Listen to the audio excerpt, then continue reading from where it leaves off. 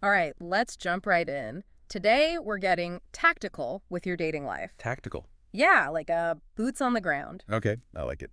We're diving deep into this book called Conversation Casanova, How to Effortlessly Start Conversations and Flirt with Women. Oh, this one. Yeah, you know that feeling, right? Like when you're at a bar and you see that guy who just seems to charm every woman he talks to. Yeah. This book is all about giving you the tools to become that guy. I mean, who wouldn't want to be that guy? Exactly.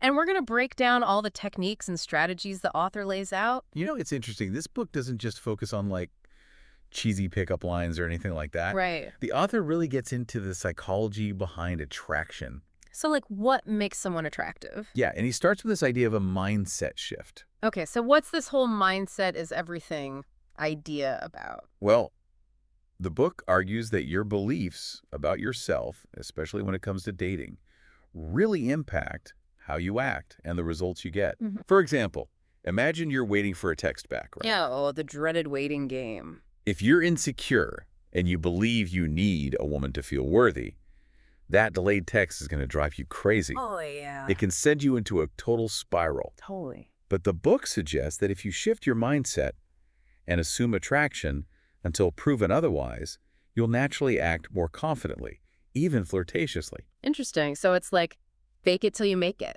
Kind of, Yeah. but it's more than just pretending. Okay. It's about shifting your internal beliefs to change your outward behavior. Gotcha.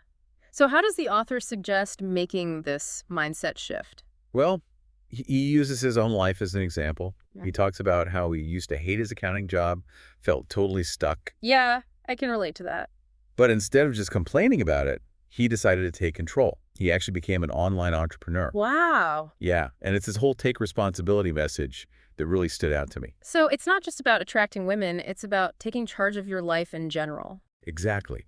The author argues that this kind of proactive, responsibility-driven approach can benefit you in all areas of your life. That's pretty powerful. So how does this tie back to dating?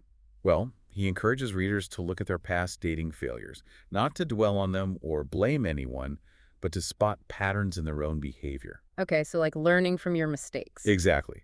It's about identifying areas for improvement and using those experiences as fuel for growth. It's like they say, you got to fail to succeed. Yeah. But let's be real, a lot of guys get hung up on that very first step, approaching women. Oh, absolutely. Approaching someone you're attracted to can be terrifying. Totally. But the book actually tackles this head on. It suggests that instead of avoiding that fear, you should actively work to overcome it. Okay, so how do you do that? The author even shares this story about a time he hesitated to approach a girl at the supermarket, but pushed through the fear and did it anyway. So he faced his fear. Yeah. And guess what? He got her number. It proves that sometimes you just got to go for it. You miss 100% of the shots you don't take. Right? Exactly. And the book gives this interesting tip for overcoming that initial fear. Tap into your manhood. Tap into your manhood. It's not about being macho or anything. Okay. He means instead of letting fear take over, focus on what excites you about this woman. Appreciate her beauty. The author claims this makes the approach feel easier and sets a more flirtatious tone. Interesting. So like channeling that nervous energy into something positive. Yeah, and it's about appreciating someone's qualities in a respectful way, of course. I can see how that could shift your energy from fear to genuine interest. But isn't there a risk of coming on too strong or seeming superficial? Well, the book makes a distinction between appreciating someone's beauty in a respectful way and just objectifying them. Right. It's about recognizing what you find attractive and letting that fuel your confidence, not just like blurting out compliments. So it's about finding that balance between confidence and respect. Okay, got it. But what about actually starting the conversation? Any tips on that? Oh, the book has a whole section on that. It provides 5 specific ways to initiate conversations. 5. Okay, I'm intrigued. They range from direct compliments, which can be a bit risky, to what he calls situational openers. What's a situational opener? Well, it's basically using the environment around you as a talking point. Hmm. Like he talks about this Starbucks question, which is kind of clever. Even if you know exactly where you're going, you ask for directions. Even if you don't need them. Yeah, it's a way to gauge her interest and spark a conversation. I like that. It takes the pressure off having to come up with some super clever opening line. Exactly. It's low risk Yeah. and pretty practical. So you've broken the ice. Now what? How do you make a good first impression? Well, the book goes beyond just words. It emphasizes that first impressions are heavily influenced by nonverbal cues. Body language and all that. Exactly. Things like your posture, eye contact, even the way you move can make a huge difference. I've definitely noticed that. You can tell a lot about someone just by observing how they carry themselves. Absolutely. And the book highlights some common mistakes that can totally sabotage your efforts. Mistakes. Like what? Talking too fast, for example, Hmm. can make you seem nervous, less confident, Oh, I've totally been guilty of that one. especially when you're feeling anxious.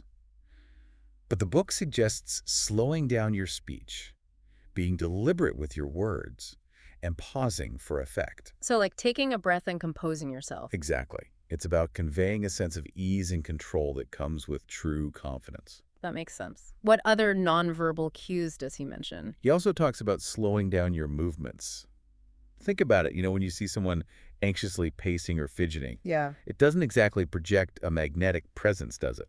Not really. It makes me think of those nature documentaries where the prey animals are all skittish and on edge. That's a great comparison, and the book contrasts that with moving with purpose and intention, like owning your space. Moving with confidence. He even compares it to the main character in the movie Limitless. Remember when he's on that brain-enhancing drug? Smooth, focused, in control. Right, right. I see what you mean. That's the kind of energy you want to project. I like that analogy. It's like you're in command of yourself and your surroundings. Exactly. So movement, what else? Posture. Slouching can make you appear insecure, while standing tall with your shoulders back signals confidence and dominance. So like good posture is attractive. It projects self-assuredness. Interesting. He even recommends yoga as a way to improve posture and flexibility. I'll admit, I was surprised by that one. Yeah, but hey, if it helps you stand taller and feel more confident, why not? True, true. Okay. What else? He talks a lot about eye contact. Darting your eyes around makes you seem shifty, untrustworthy. Right, right. But maintaining steady eye contact, he says, can actually trigger the release of those feel-good hormones like oxytocin. Wait, so just by looking someone in the eye, you can create a positive emotional connection? It's pretty powerful stuff. Yeah. And again, it's not about staring someone down intensely. Right. It's about holding that gaze for a few seconds longer than you normally would. Yeah. Let her know you're interested, you're engaged. It's like you're saying, I see you, and I'm not afraid to connect with you. Exactly. Wow. Okay, so we've got eye contact. What else? Your voice. He says, speaking from your belly, projecting your voice outward, it creates a more powerful impression. More masculine. Mm-hmm. It's fascinating how all these subtle details can add up to create that conversation Casanova aura. Right. It's not just about what you say, but how you carry yourself, the energy you project. So he's laying the groundwork for becoming a conversation Casanova by emphasizing that it's a combination of like inner confidence and outer presence. Exactly. All right, this is great. I'm already starting to see things differently. But before we get ahead of ourselves, let's dive into some specifics. Okay. What are some of those concrete conversation starters he mentions? And how do you actually keep the conversation flowing once you've broken the ice? Good questions. We'll tackle those and more when we come back. Welcome back. Let's jump right back into Conversation Casanova and see what other gems the author has for us. Yeah, one thing that stuck with me was his emphasis on nonverbal cues. Like we touched on it before, but he really breaks down how even small things like your posture or eye contact can totally change how you come across. Oh, absolutely. He even calls them mistakes Yeah, that can sabotage you before you even say a word. really. Yeah. For example, talking too fast, Yeah. especially when you're nervous. Yeah. It can make you seem like less confident, Oh, yeah, totally. It's like you're trying to get all your words out before they lose interest. Exactly. But the book suggests slowing down your speech, being more deliberate with your words, and pausing for effect. Taking a breath, composing yourself. Right. It's about projecting that ease and control that comes with confidence. I get it. So pace yourself. What else? He talks about your movements, too. Like if you're all jittery and fidgety, Yeah. it doesn't exactly make you seem like someone who's got it together, True, true.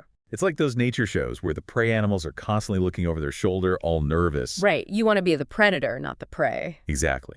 And the book contrasts that with moving with purpose, with intention. Like owning your space. Yeah, like the main character in Limitless after he pops that pill. Oh, yeah. I see what you mean. Smooth, in control. That's the energy we're talking about. So movement, check. What about posture? Oh, posture's huge. Slouching can make you look insecure, but standing tall, shoulders back, it signals confidence. even dominance. So good posture is attractive. It's about projecting that self-assuredness. Got it. Got it. What else does he say? Eye contact. Like super important. Oh, yeah, for sure. Darting your eyes around can make you seem shifty, like you're hiding something. But holding someone's gaze, it shows you're confident, engaged. I've heard it can even trigger like feel-good hormones or something. Yeah, like oxytocin. It creates Yeah. a connection. And again, it's not about staring them down, but just holding that gaze a little longer than usual. Showing you're interested. Exactly. Okay, eye contact, check. Anything else? He even mentions how you use your voice, like speaking from your belly, projecting outwards. It just makes you sound more powerful. More masculine. It's So, crazy how these little things can make such a big difference. right. It all adds up to that conversation Casanova vibe. It's like building a foundation of confidence. You can be more yourself, more attractive. Exactly. And once you've got those nonverbal cues down, the book gets into some surprisingly simple strategies for, like, keeping the conversation going. Okay, like what? Give me the goods. He recommends this specific first question after you introduce yourself. Okay, hit me. What are you up to? That seems kind of basic. I know, right? But he explains that it's actually brilliant because it tells you her logistics. Logistics. Like, is she in a rush? Does she have a few minutes to chat? Or is she free for a while? Oh, I see. So you know how to approach the conversation. Exactly. Like, if she's on her way back to work, you know you need to keep it brief. Maybe just try to get her number. But if she's got time to kill, you can relax, explore more engaging topics. Right, right. It's like reading the room and adjusting your sails. So what about those deeper topics? How do you make sure the conversation stays interesting? He's all about asking open-ended questions. Okay. Instead of those yes-no questions or just sticking to basic facts, he says you got to get her talking about her thoughts, her feelings. Make it a real conversation. Yeah, go beyond the small talk, create a genuine connection. Okay, that makes sense. But doesn't he also warn about getting too stuck on one topic? He does, even if you're both passionate about something. I mean, finding common ground is good, right? Oh, of course. But he suggests mixing it up, weaving in different topics to keep things dynamic. So it doesn't feel like an interview or a lecture.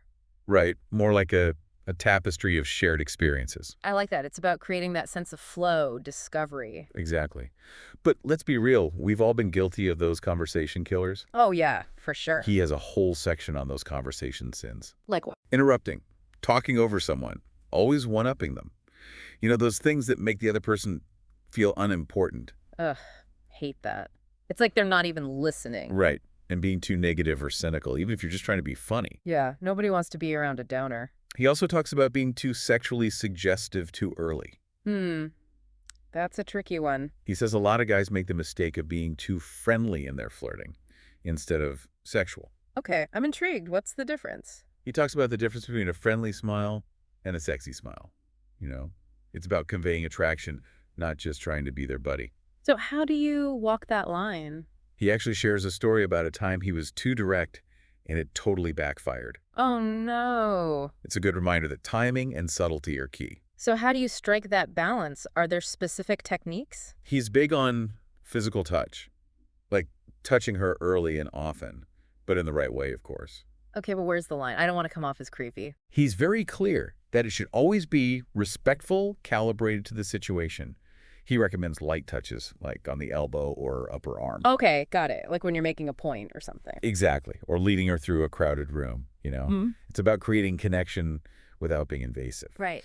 He also talks about teasing playful banter. Oh, I like that. It creates a fun, flirty dynamic.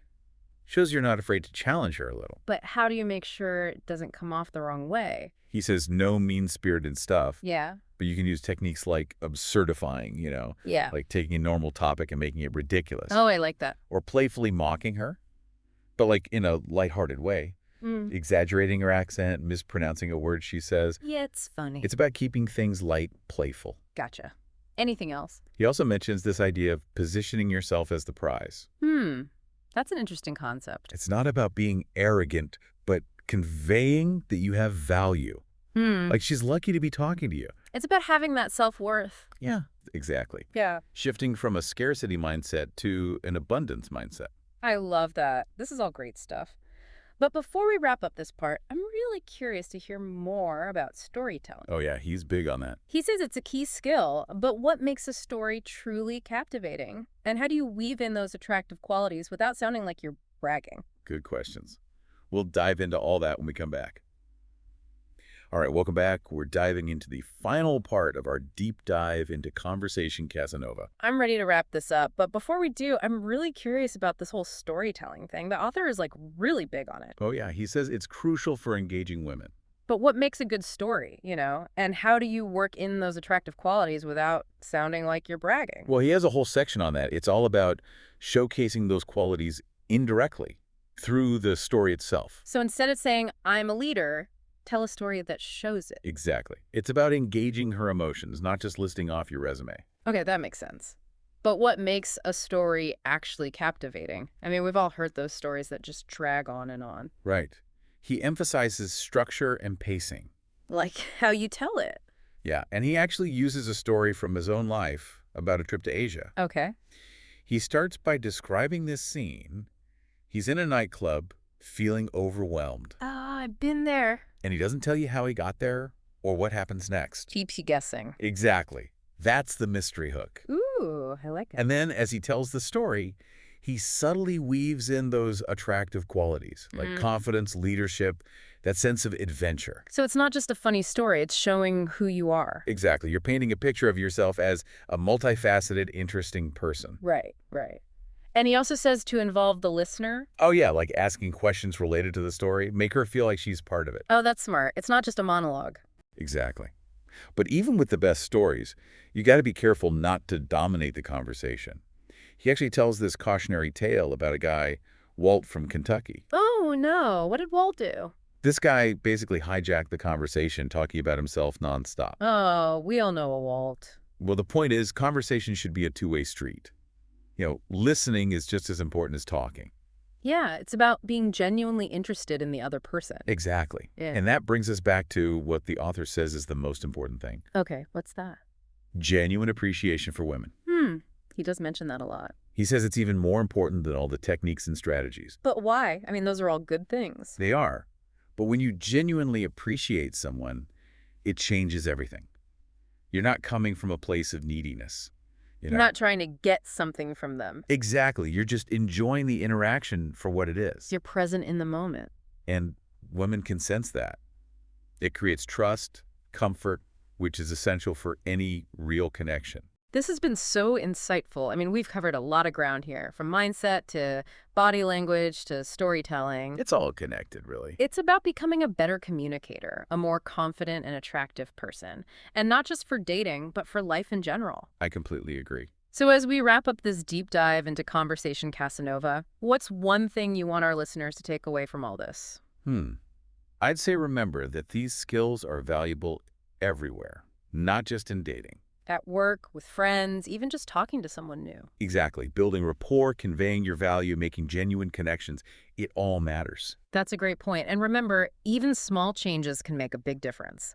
So what one thing from this deep dive will you try out in your next conversation? Think about it as we sign off for today. Until next time, keep diving deep.